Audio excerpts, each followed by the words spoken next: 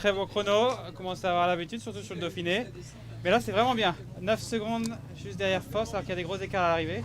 Dites-nous un peu le premier sentiment déjà.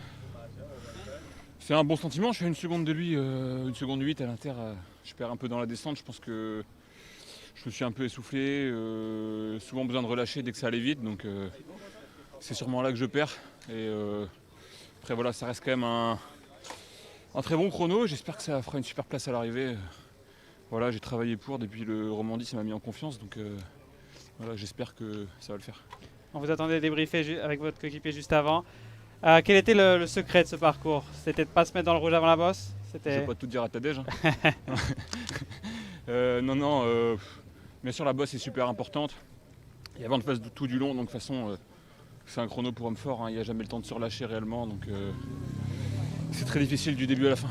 Mais cette dernière partie elle est aussi piégeuse peut-être après la Bien bosse? sûr on peut perdre du temps si on coince un peu, donc voilà, Foss finit mieux que moi, c'est que j'ai coincé plus que lui, donc voilà. C'est sûr que vent de face, même si c'est de la descente, faut pousser encore. Ouais. Juste une petite dernière chose, quel serait un beau résultat à la fin de la journée pour vous? Top 10 serait le top, après pas au-delà du top 20, ça c'est sûr. C'est sûr je serais déçu. Ouais. Merci beaucoup. Est-ce que toi tu perds de la chaleur ou pas? Sur 20 minutes ça va on va dire. Ouais. Ouais. On va dire plus long, c'était un peu ça serait plus compliqué ou... Bon on aurait dû le faire. Ouais. Il n'y a pas le choix, on aurait géré différemment, donc Ouais. voilà, chaque contre-la-montre a ses spécificités. Ouais. Merci. Merci. Je peux avoir un petit